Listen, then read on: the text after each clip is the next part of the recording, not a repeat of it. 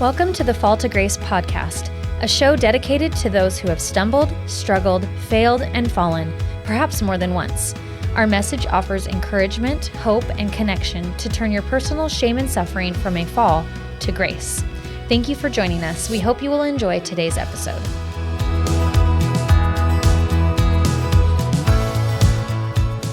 Good morning, everybody. Thank you for joining me on this episode of the Fall to Grace podcast. I'm Kevin Kirkland, your host, and I welcome you to today's episode. You know, this episode should air approximately the first week of January. I believe it's going to be the 4th of January. And I think I completely forgot in the last episode to, number one, say thank you for joining me. But also, please, I'm very open to comments and suggestions. I would love to hear from you. You can find this podcast on both the YouTube channel for a Fall to Grace podcast, also on Spotify. I believe it's also on iHeartRadio and Apple Podcasts. But I know for a fact you can find us, of course, on the YouTube channel and on Spotify. So please like, share, subscribe, all of that. I want to make sure I remind myself or remind you to do that, because I want other people to be able to enjoy the message or learn something from this message and from the podcast episodes. And I do enjoy getting feedback and reading your comments. I've gotten a few phone calls, which I've very much enjoyed, also from friends and family members that have my number. I want to just mention that, this episode should come out the very first week of January. And so this is sort of kicking off the new year. I've had several people that have asked me, Kevin, are you going to have any guests? I think that the subtitle of that should be, Kevin, we're kind of tired of hearing from you. Isn't there anybody more interesting that can be on your show that can share a different perspective? And of course, I do want to have guests, and I have invited a few people to be on my show. I haven't prepared for that completely yet, and some of them asked me to wait until after the first of the year. But I'm recording this actually on late in December, so I'm hoping to have some follow-up and have guests as we go forward. I have had a couple people that, like I said, have agreed to be on the show. We just have to work out the logistics and timing of their schedule and my recording schedule. So we'll work through that. So I do have a few things that I want to kind of start this year off with, and it's based on a very simple idea. Excuse me, I needed to take a little drink there.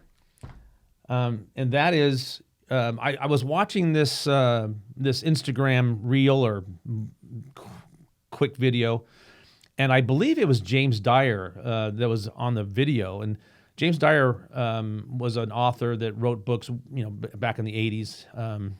And I'm forgetting the name of his most famous book right now, but it's really about self-improvement. And he talks about, he asked the question of someone he was talking to, and he asked the question, when you squeeze an orange, if you get an orange in your hand and you really squeeze it really, really hard, what's going to come out?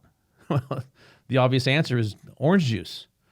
He says, you mean when I squeeze an orange, I won't get ever get apple juice? No, you won't ever get apple juice. If I squeeze an orange really, really hard, I'm not going to get pineapple juice? No, you're not going to get pineapple juice. And the question is why? Well, and the answer obviously is because that's not what's inside.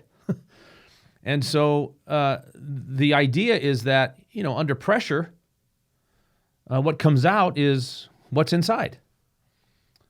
There's a story, kind of a Buddhist legend or lesson, teaching, that tells a story of a monk who was seeking peace and solace and reverie and quiet, but he couldn't find it within the village that he was living in. And it even seemed that he just needed to step up his quiet game, his reverence game, his peaceful game. And so in an effort to do that, he decided that he would get a boat and he would row it out into the middle of this very serene and beautiful lake. And he rows the boat out, and he then quietly enters a moment of meditation. And he's very meditative, and everything is going along just lovely. And then while he's in this moment of quiet and peace and reverie and solace, he keeps hearing this thump, up against his boat. And in his mind, he keeps his eyes closed, but in his mind he's thinking, what rude and terrible person would interrupt my reverie and would interrupt my peace and come out here? I'm in the middle of a lake. Why would they be bothering me? He keeps hearing the thumping. And he doesn't want to leave his Zen moment. He doesn't want to leave his meditative trance, but he's bothered by it. He's being instigated to have these feelings of anger and frustration. And still the boat's thumping up against. He goes, who is being so rude to me? And he finally opens his eyes and he wants to shout at the top of his lungs, leave me alone. Can't you just see that I'm trying to find some peace and reverie? And he sees an empty boat. And there's nobody in the boat. Nobody had rowed out to the middle of the lake to interrupt his peace. No one had been rude, and no one had been thoughtless. And he thought to himself, the anger isn't caused by the external force or the external input. The anger was within, and it came out. Much like the orange juice. You can squeeze an orange all day long and you're not going to get anything else but orange juice. Because when you squeeze or apply pressure or adversity, what's going to come out is what's within. Under pressure, all that is released is what is already inside. Russell M. Nelson, who is currently the president of the Church of Jesus Christ of Latter-day Saints, told a story some time ago of, in his professional life prior to becoming a full-time apostle and lifetime servant in the church. He was a surgeon, and he describes this one moment where in the operating theater, this other surgeon, in his absolute, mindless moment of anger and frustration, throws a scalpel and it embeds in the arm of Russell Nelson, who was an attending surgeon in this moment. And, he just, number one, can't believe that, anyone would lose that much control. I mean, in that setting, you should never lose your control. You can't lose your emotions. And he made the commitment that he would never do it. That he would always keep calm, he would always keep his peace, and he would never lose, no matter what, he would stay calm and patient and peaceful in that setting, because otherwise, you can cause great harm. And he says, interestingly enough, even now, decades later, I find myself wondering if the contaminated scalpel that landed in my arm was any more toxic than the venomous contention that infects our civic dialogue and too many personal relationships today. Civility and decency seem to have disappeared during this era of polarization and passionate disagreements. Well, today's episode is about, what's within us. If what's within us is contention, under pressure, that's what's going to come out. If within us is indecency and judgment and harshness and, vitriol, that under pressure, that's what's going to come out. He continues, vulgarity, fault-finding, and evil speaking of others are all too common. Too many pundits, politicians, entertainers, and other influencers throw insults constantly. I mean, that is what generates ratings. If you aren't controversial, and if you aren't trashing somebody, and if you aren't putting someone down or keeping someone in check, or whatever adjective you want to throw on that, then you're not the G. You're not the top G. You're not the man. You're not the alpha male. He says, I am greatly concerned that so many people seem to believe that it is completely acceptable to condemn, malign, and vilify anyone who does not agree with them. Many seem eager to damage another's reputation with pathetic and pithy barbs. Anger never persuades. Hostility builds no one. Contention never leads to inspired solutions. Regrettably, we sometimes see contentious behavior even within our own ranks. We hear of those who belittle their spouses and children, of those who use angry outbursts to control others, and of those who punish family members with the silent treatment. We hear of youth and children who bully and of employees who defame their colleagues. My dear brothers and sisters, he says, this should not be. Now, my friends and listeners, I can't say that I'm guilt-free of all of those things. There have been times in my life and in my past where it didn't take much to trigger me. My belittling or fault-finding or contention that I was willing to engage in should not have been, but they were. It was because under adversity and under pressure and under the challenge of raising a family or being a spouse, what was within me under pressure came out. And what was within me was pride and selfishness and arrogance. And as I was reminded recently, stubbornness. Those things should not be. And as I move forward, and as we move forward in this new year, and as we look at ourselves in the mirror and want to change the world, we want the world to be different, but we don't want to be different. We want the world to change so that we can change. I have to look at myself and say, okay, Kevin, you want the world to change? You want things to be different? Things have to be different within. I have to lose my pride, my arrogance, my selfishness, my stubbornness. I have to let those things die within me. I wish I could say that I didn't have moments like that. And in some cases, lengthy moments or long periods of time where I let my pride and my selfishness and my arrogance rule the day. Those things ought not to be. I am still trying to work through all those things, but I also find as I move forward through the progress or through the process that you're viewing, you get to see me do this in real time. I find that I'm more patient, I'm more understanding, I'm less triggered, less quick to respond, less proud, meaning, pride has to do with, being right as to doing what is right. Pride is more interested in being right than what is right, or having more of something than the next fellow, as C.S. Lewis has said many times. Pride is in, wanting to win and wanting someone else to lose. Being, found to have all the answers, to be the top G, the alpha, etc. The good news is, the beautiful message that I'm trying to share is, like a chrysalis, you can change from the caterpillar to the butterfly.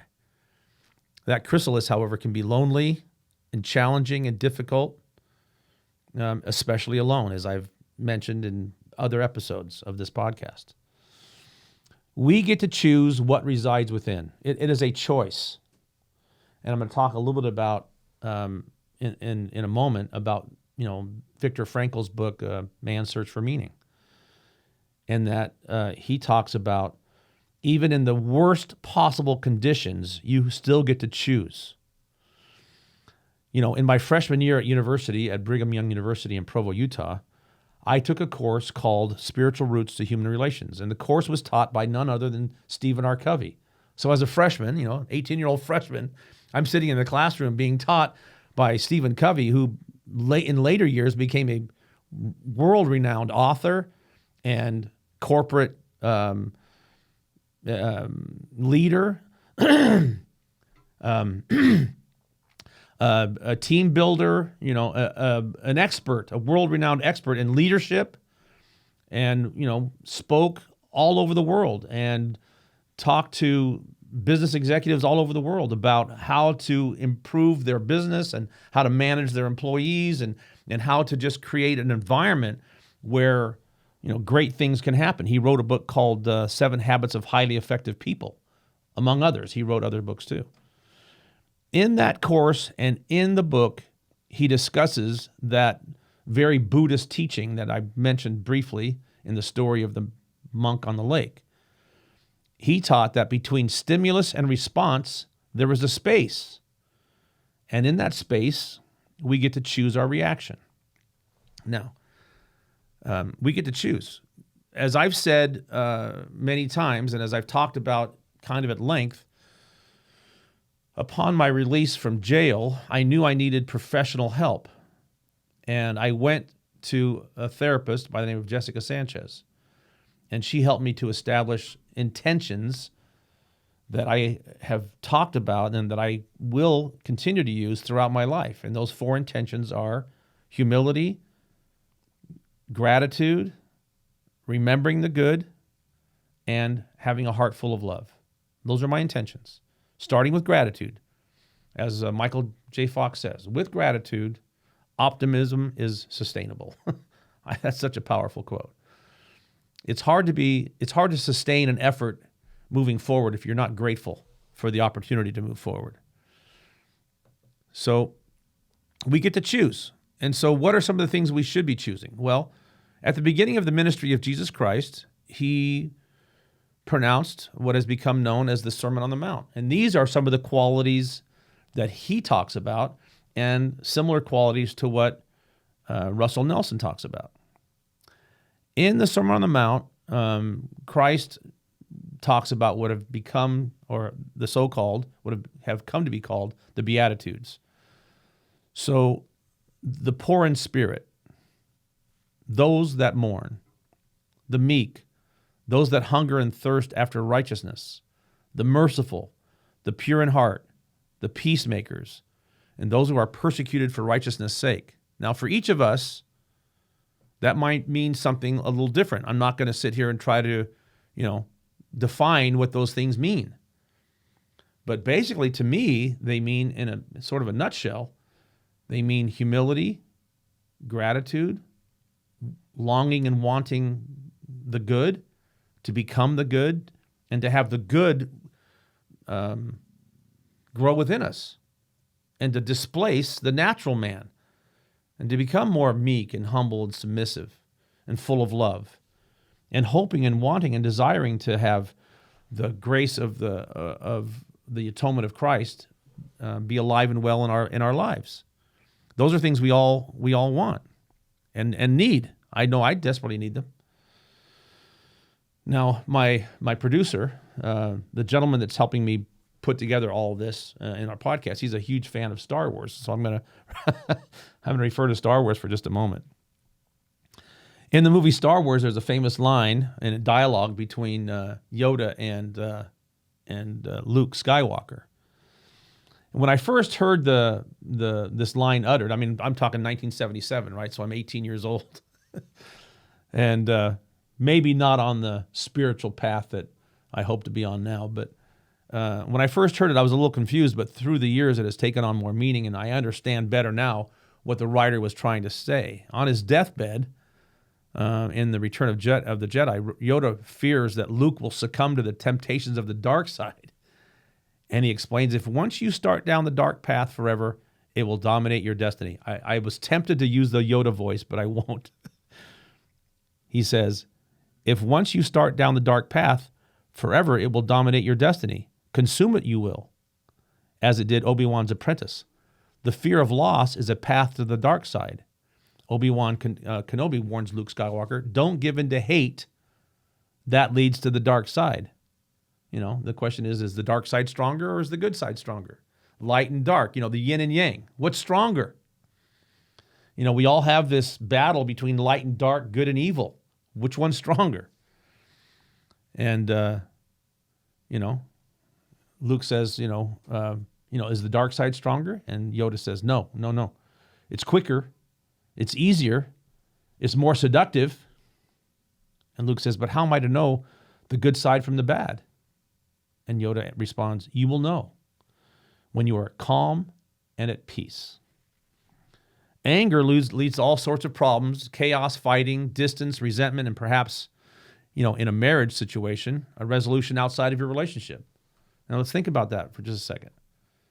If you're angry, or if you have something within you that under pressure comes out that is unpleasant and ought not to be, as President Nelson says, if there's chaos, if there's fighting, if there's distance, and then there's resentment, perhaps you may seek resolution for those things outside of your relationship. Those are things that ought not to be. In referring, I want to refer just quickly for just a few moments to some of the things that Viktor Frankl in his book, Man's Search for Meaning, refers to. And I can see that my time is flying by, so I want to be very brief. Just a couple of thoughts from Viktor Frankl's Man's Search for Meaning. And it also ties back into something I read earlier, the quote from F. Scott Fitzgerald that, I hope you live a life that you're proud of. And if not, I hope you have the courage to start over. Viktor Frankl says, live as if you were living a second time, as though you had acted wrongly the first time. So there's a time to make correction, and the time is now. You can start right now. So at the beginning of this year, 2024, you can start right now to make some changes and start to live your second life, regardless of what your previous life has been. And I don't care if you're 8 or 18 or 28 or 68. Now is as good a time as any. It's the best time is to start to live, as Viktor Frankl says, live as though you had acted wrongly the first time and live your second life. Live a second life. Now, the next thing I want to mention just briefly, no man should judge. So, I have been subjected to judgment without question. I'm judged constantly. I even had someone say, well, Kevin, you could avoid a lot of this if you just change your name. Change your name, start over with a whole new name and whatever. And I actively made the decision not to do that. I'm going to face myself and deal with what comes. And what has come a lot is judgment. And that's okay. It's not my place to judge them judging me. No man should judge unless he asks himself in absolute honesty whether in a similar situation he might not have done the same. When I think, that person's being impatient with me, or that person is putting me in my place, or that person is giving me the cold shoulder, or that person's not talking to me anymore, my thoughts immediately go back to, well, Kevin, in your own family, you acted that way towards your children and towards your spouse. Those things ought not to be, ought not to have been. Viktor Frankl goes on to say that happiness cannot be pursued, it must ensue. Happiness is a choice. We can find ourselves in all kinds of difficult situations. We can find happiness, choose happiness, as Abraham Lincoln says. We are as happy as we choose to be. As I said in just a moment ago, between stimulus and response, there is a space, and in that space we get to choose. No matter what, we can choose to be peaceful and happy. Viktor Frankl continues, I grasped the meaning of the greatest secret that human poetry and human thought and belief have to impart. The salvation of man is through love and in love.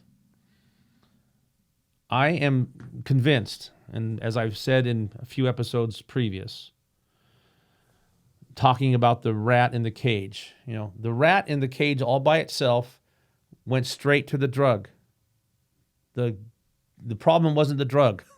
The problem was the cage.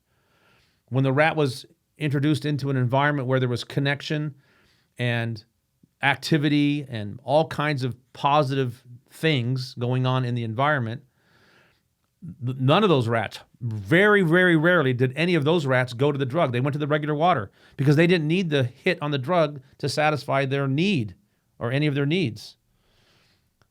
Well, the problem isn't the drug. The problem is the cage. And so when we're isolated, we're not feeling loved, for example, when that's the only thing that will save us. As Viktor Frankl says, salvation of man is through love and in love. And he continues, ever more people today have the means to live, but no meaning to live for.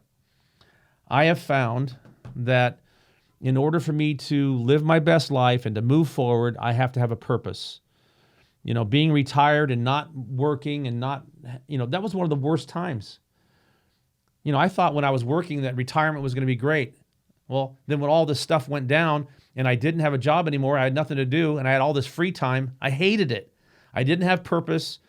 I didn't have a meaningful, meaning to my day.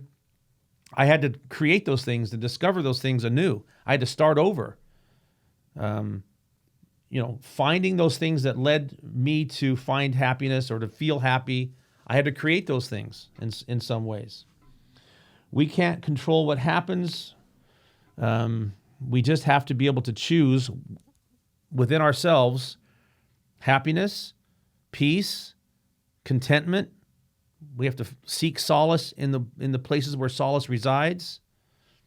Those things are all within our ability to choose. When we are no longer able to change a situation, says Viktor Frankl, we are challenged to change ourselves. If we don't want judgment, then we can't be judgmental. Under pressure, the only thing that will come out is what resides within. And the beautiful thing is we get to choose what resides within. It doesn't matter if I'm facing, the vitriol or the judgment or the dismissal of, of my community or people. I can't in turn then be judging or judgmental towards them. I have to remain and choose to be humble, meek, submissive, and full of love.